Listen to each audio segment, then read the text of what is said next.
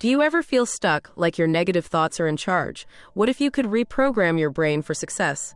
Today on the Personal Evolution Podcast, John and Lisa break down the powerful methods of Dr. Joe Dispenza, taken from his talk on the Jay Shetty Podcast.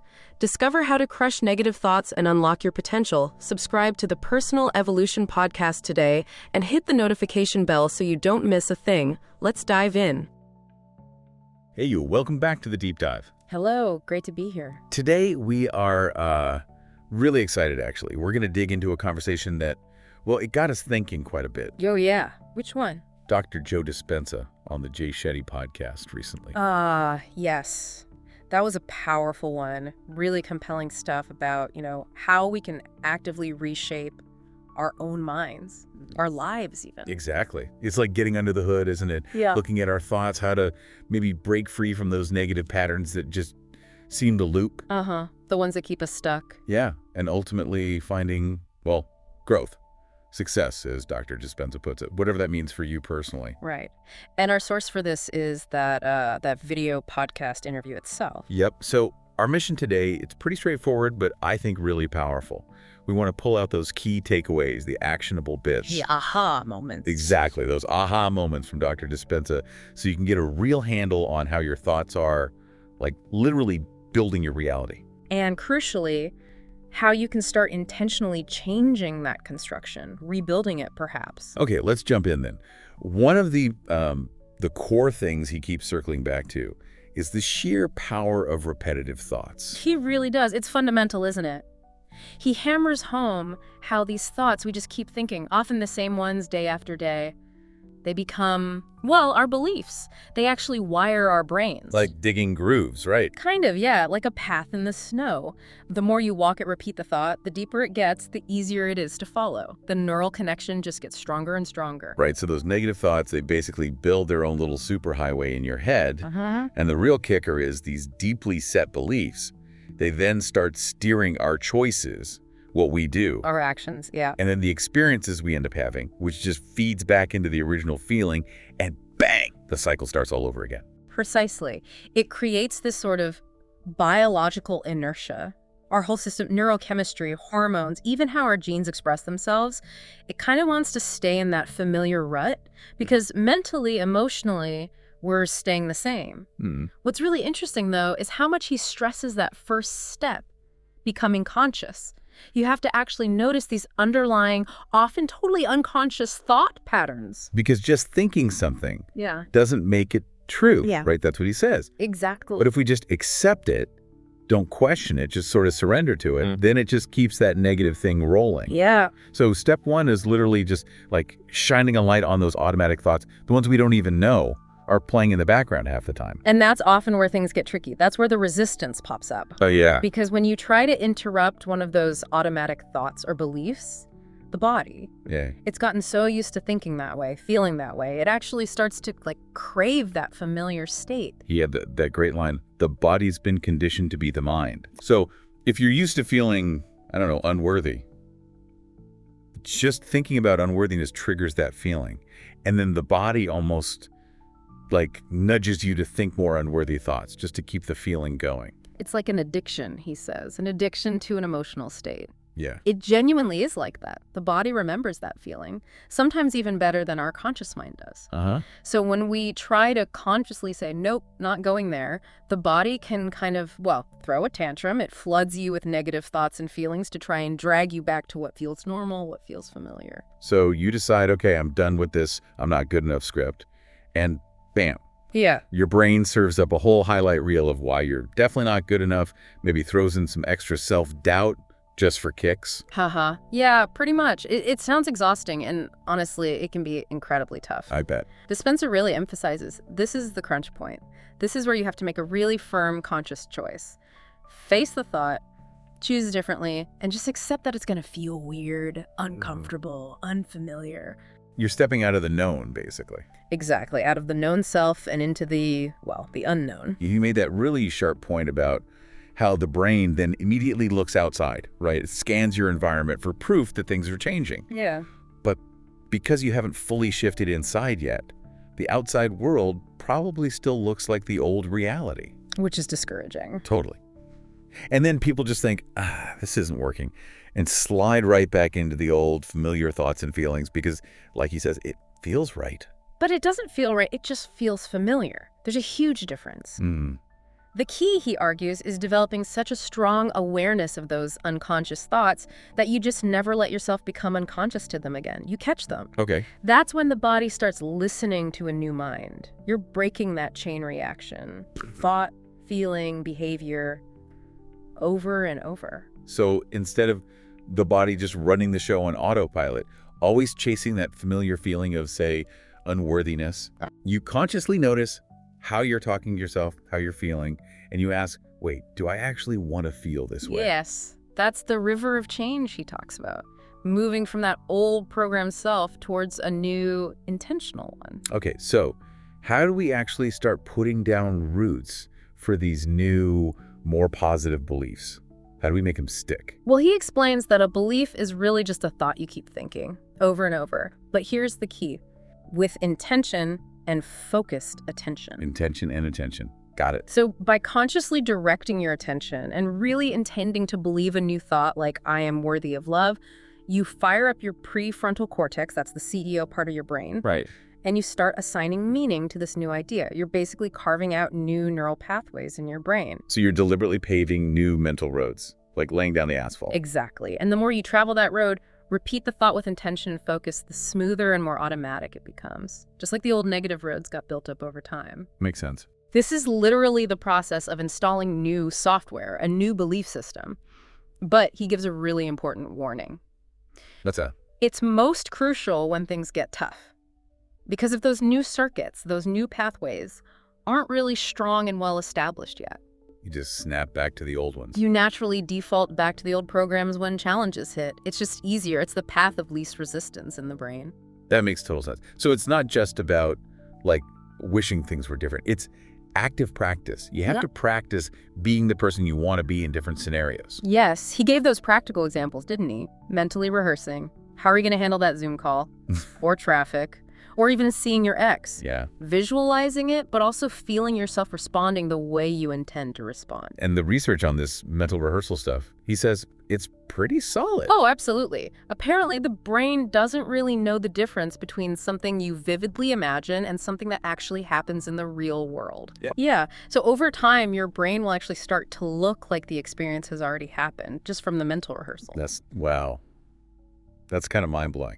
So by firing and wiring those new pathways again and again in your mind, you're basically pre-programming yourself to act that way. That's the idea. You're emotionally teaching your body what those positive feelings, worthiness, gratitude, whatever it is, actually feel like before the external proof shows up. Right. So you're not waiting for the promotion to feel successful or waiting for the relationship to feel loved. Exactly. You cultivate the feeling first, internally. And that internal shift, that feeling, becomes the magnet, the catalyst for the external change. He argues that if you can truly elevate your emotional state, really lock into those positive feelings, your body, which is objective, right? It just it starts to believe it's living in that new reality now, even before your bank account or relationship status changes. So the body starts signaling different genes, like the future's already here, because it's being conditioned to a new mind. Precisely. And this ties directly into meditation, as you mentioned. Yeah, he connects it strongly. Yes. In his framework, meditation isn't just about chilling out. It's about becoming really familiar with yourself. Both the old you and the new you. Exactly. Your old habits, your automatic reactions, and the new way you want to be. The practice involves consciously generating those elevated feelings, love, gratitude, joy, and refusing to get up from your meditation until you genuinely feel them. Wow, that takes discipline. It does. And then learning to recall those feelings on demand throughout your day. So it's that combo again. Clear thought, intention, elevated feeling, a vivid picture of the future, and the positive emotion tied to it. Yes. Creating a new stimulus response pattern. Conditioning the body to believe that future is already happening. And when you genuinely feel the emotions of your future, you stop operating from lack. You're not looking for something outside to fill you up. Exactly, because your body already believes it's in that fulfilled state. And that internal shift, he says, that's often the point when the external world starts to reorganize itself to match your internal state.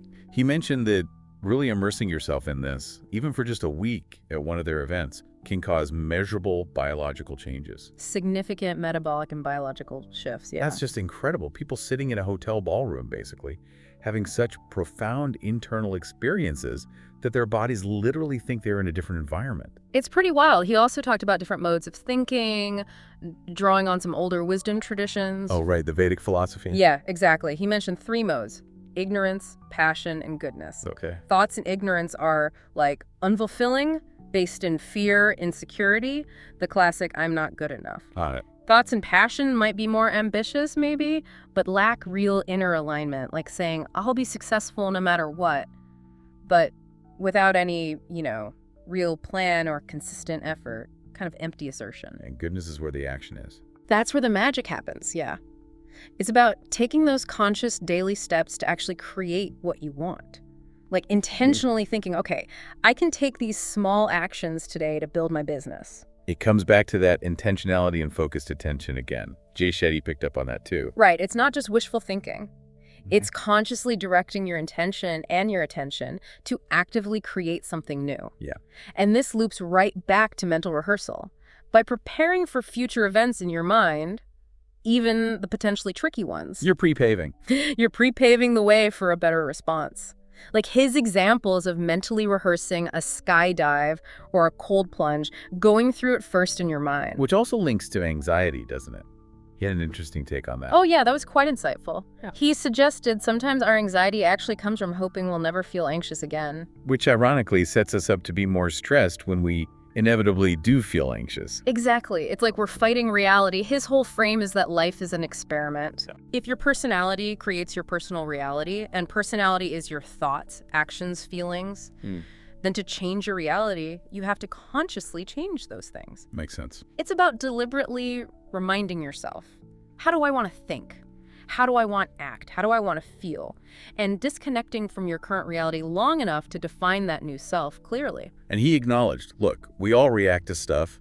Life happens. Of course. But the key question is, how long do you stay in that reactive state?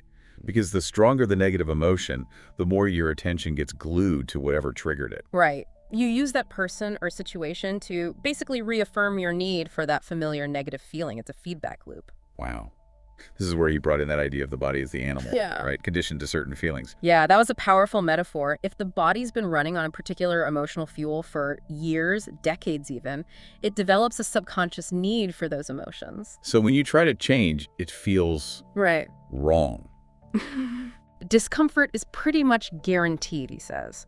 That's the body resisting the unfamiliar, resisting the change. And he really pushes back against the idea that we're just victims of our emotions. Strongly, he insists we can train the body, like training an animal. Teach it to stop reacting automatically and start responding intentionally. Okay. And when you zoom out, think about it in the grand scheme of things, what he calls being an eternal being, that single moment where you consciously decide, I'm not going to be defined by this past emotion anymore, that's huge. Because emotions are basically a record of the past. That's what he said. Exactly. If you're feeling a past emotion now, your body is literally living in the past. It thinks that past event is happening again. Understanding that kind of changes everything, doesn't it? Mm-hmm. Holding on to negative stuff, even if it feels justified. It only harms you. It affects your biology, your gene expression, potentially leads to disease. Which brings us straight to forgiveness. Mm-hmm. He reframes it completely. It's not about letting the other person off the hook. Not at all. It's about freeing yourself from that negative emotion inside you, taking your attention off them, off the problem, and reclaiming your energy, setting yourself free. He seems to operate from a place of assuming people are doing the best they can, given their awareness at the time. Yeah, that seems to be his baseline. If people genuinely don't know they have the power to change their own emotional state from the inside, They'll keep looking outside. they'll inevitably rely on external things, people, jobs, substances, shopping, whatever, to try and make themselves feel better, which just creates dependency. Right. So teaching people they can change their state internally Yeah. is incredibly empowering. It lets them step into a future they actually create. Exactly. He also made that point about the stories we tell ourselves about the past. Oh, yeah. that maybe they aren't even totally accurate. Right, and that often they're just convenient excuses to stay stuck where we are. He sees real change as this ongoing, dynamic thing.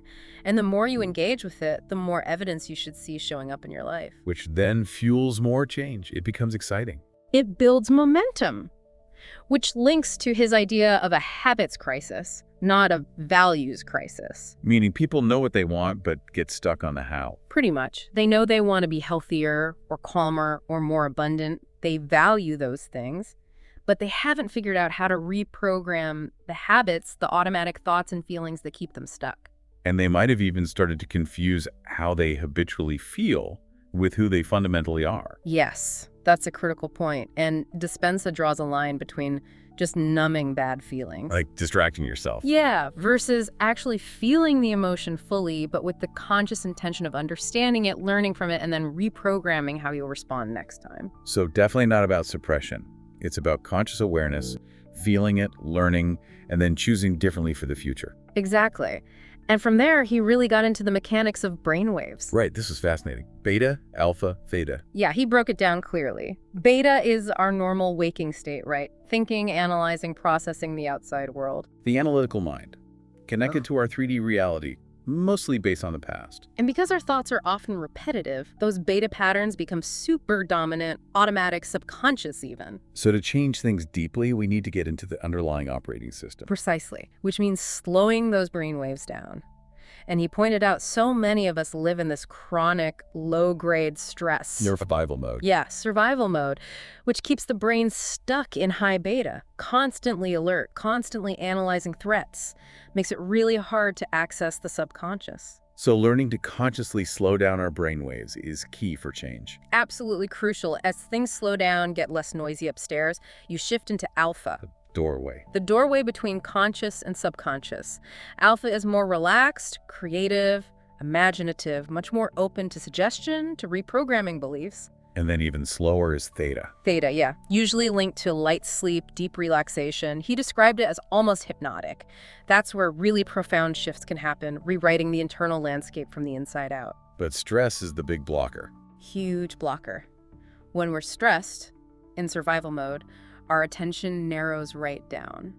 We become hyper-focused on the body. Is it safe? The environment? Where's the threat?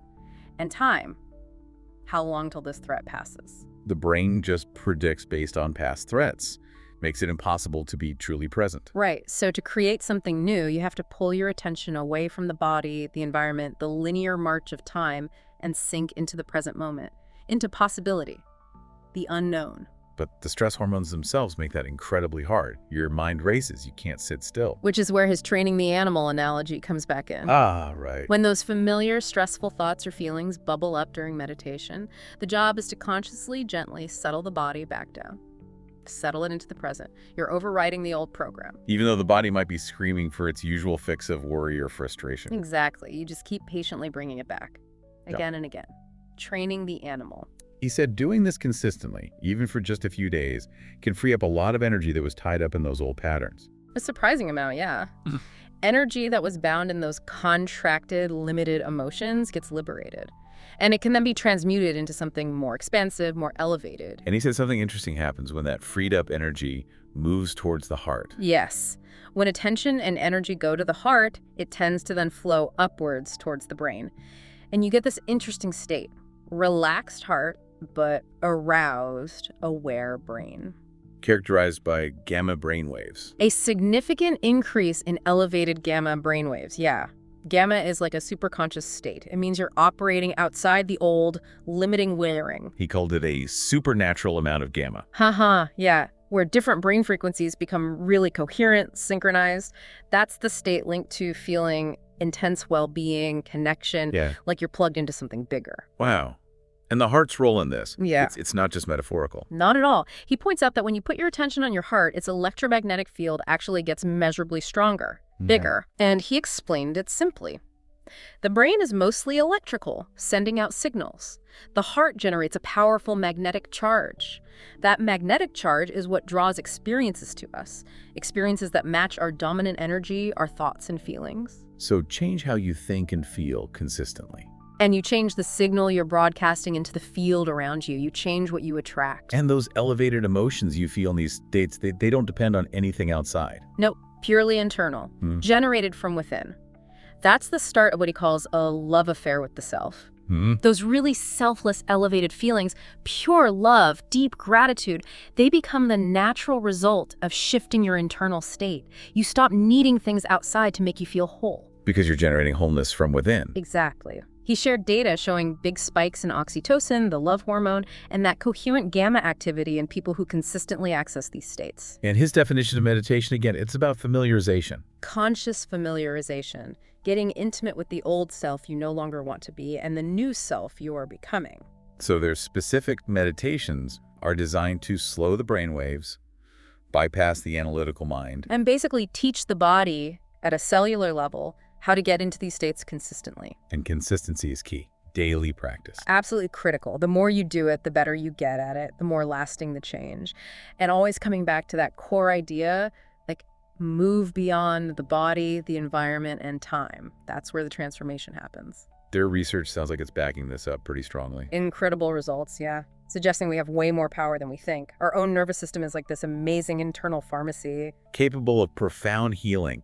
He said their data often shows better cause and effect than many drug trials. Yeah, pretty striking claim. They've documented remarkable recoveries from serious illnesses, conditions. Right. He mentioned things like advanced cancers, blindness, deafness, spinal cord injuries, people experiencing significant or even full recoveries just through these practices. It's really strengthened his conviction in this potential.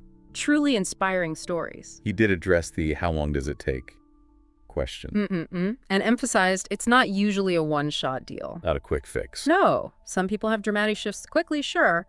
But for many, it's gradual. The key is the consistent daily effort. And he noted that if you slide back into the old emotional patterns, the old conditions can return. It's ongoing work. It really is. He used that great analogy, breaking the 4-minute mile. Yeah. Once one person does it. It shows everyone else it's possible. So people who heal themselves become living proof for the community. It creates this ripple effect, this infectious spread of health and possibility. And just the consciousness itself, knowing deep down that healing is possible for you, that can be a massive catalyst. But believing in the possibility opens the door. He shared some really moving stories of people overcoming incredibly difficult pasts, huge limitations. It comes back to that daily choice. Who am I choosing to be today? And then showing up as that person. Knowing you'll stumble, you'll have setbacks, but you just keep course correcting with intention. It's like anything worthwhile, constant refinement, small improvements add up. And that point about not making emergency your default setting. Crucial. The stress response is vital for real emergencies, obviously. Right. Lion jumps out, you need it. Exactly. But leaving there constantly, it drains the very energy you need for repair, for growth, for thriving. He credited his monk training for being able to switch it off? Yeah, being able to consciously shift states. Because your dominant state tends to color everything else in your life. And while stress hormones are useful short-term, long-term exposure is just damaging. Detrimental, yeah. He mentioned working with people healing. Even small positive physiological changes are huge indicators. And consistent elevated emotions, even for short bursts daily, are way more powerful than occasional highs. So it's not just rehearsing in meditation, but rehearsing how you'll respond in life, choosing different thoughts, feelings, actions than the old autopilot. That's the practice that leads to real transformation, sustained well-being. And he stressed, yes, diet and exercise matter, but emotional balance is just as critical, maybe even more so. You even gave that personal example, using mental scripts to handle his own ego or envy when they pop up. Yeah, showing how direct our influence can be on choosing our responses. It's a continuous journey, this self-discovery. You'll always hit challenges that reveal unconscious patterns. The key is meeting them with more awareness each time, breaking the cycle. Absolutely. And his core message is so hopeful. Change is possible for everyone, even when it feels impossible. Those feelings are often just habit. You just have to choose new feelings to memorize, keep opening your heart, even when it feels counterintuitive. Exactly. Then he got specific about the breath work they use. Right, not just any breathing. Specific techniques for specific goals. Very specific, like their Inspire series breath. It's designed to pull energy up into the brain, create coherence, keep you alert but meditative, not falling asleep. Okay. And other breaths for different things. Yeah, different patterns to deliberately change heart rhythm or even induce these really euphoric states in deeper meditations. To access the subconscious more easily. Facilitate reprogramming. That seems to be the goal. Different tools for different stages of the process. It's really quite sophisticated. Fascinating. You mentioned where people can learn these. Yeah, their progressive workshop online, their week-long events, his book, Becoming Supernatural, their website, lots of resources if you want to dive deeper into the specifics. And that final piece of research he shared, the random event generators. Oh, that was mind-bending. Their data suggests that when a group gets really coherent brain and heart coherence together, they can actually influence these sensitive random machines. Measurably influence them, yeah. It hints at this potential for focused group intention to actually impact objective reality. We're just scratching the surface scientifically. The power of community, coming together with courage, compassion, love, especially when things feel tough externally. And he touched on that energetic connection within families, communities too, how heart rates can sync up spontaneously. It highlights the value of shared practice, building community, countering that isolation that comes from living in survival mode. Wow. Okay, that was a lot. So many profound ideas packed in there. Definitely a rich conversation to unpack. All right, so let's try and crystallize the key takeaways from this deep dive into Dr. Joe Dispenza's insights. We covered that core cycle. Thought leads to feeling, leads to behavior, leads to experience, which reinforces the thought, especially how negative thoughts get hardwired as beliefs. And the absolute necessity of becoming conscious of the unconscious thoughts to even begin changing anything. That crucial first step. We talked about the body's conditioning, how it gets used to, even craves, familiar negative emotions, and why breaking those patterns feels uncomfortable. And the power couple. Intention and attention. How consciously using both is key to installing new positive beliefs. Then there was mental rehearsal, how the brain doesn't really distinguish an agent from real, so you can pre-pave new responses. Right. And the importance of regulating brainwaves, shifting down from busy beta into alpha, maybe even theta, to access and reprogram the subconscious. We definitely hit on stress and survival mode being major roadblocks to change and needing to shift focus inward away from external triggers. And that great metaphor, training the animal, patiently bringing the body back to the present, overriding old emotional programs. Plus the potential for real biological, metabolic changes through consistent practice. That was eye-opening. We touched on those three modes of thought: ignorance, passion, goodness, and focusing on intentional, actionable thoughts. In understanding emotions as records of the past, meaning living in negative states, keeps you tethered to the past. Which led to forgiveness as self-liberation, freeing yourself from those past emotional ties. The link between emotional states and gene expression really highlighted how good positive emotions are for you. Yeah, and the difference between just numbing feelings versus truly feeling them to reprogram your future responses, big difference. We explored breathwork-specific techniques for regulating brain waves, heart coherence, shifting the nervous system. The potential for that supernatural gamma activity, elevated emotions, feeling connected. The heart's electromagnetic field potentially attracting aligned experiences. Meditation as familiarization with the old and new self, and the absolute need for consistent daily practice. That idea that breakthroughs often happen when you kind of let go of needing it to happen, focusing on the internal shift instead. Right. And the power of community and collective coherence, the random event generator research pointing towards shared intention influencing reality. And the overall message: profound transformation is possible, regardless of your past or current situation. You can shift from victim to creator. Choosing not to live in emergency mode as a habit. And recognizing it's an ongoing journey of discovery, meeting challenges with higher awareness. We even noted the different types of breath work and their specific aims. It's a really comprehensive framework for change he presents. Hey. Deeply empowering. Absolutely. Okay, so here's a final thought for you to chew on from all this. Think about just one unconscious thought pattern, maybe one negative loop that became a bit clearer, a bit more conscious for you during our chat today. Okay. Now, what's one small, really small, but intentional action you could take? Maybe starting today to begin, as he says, training the animal. To start nudging yourself towards a new way of thinking, feeling, or being. Just one small step. That's a great question to reflect on. Mull that over. Yeah. And we'll catch you next time for another deep dive. And that wraps up this episode of the Personal Evolution Podcast. What were your main takeaways from our chat about Dr. Joe Dispenza's work? We'd love to hear your thoughts, so leave us a comment below and join the conversation. If you enjoyed this episode, give us a thumbs up and be sure to subscribe so you don't miss any of our upcoming sessions on how to transform your life. See you next time.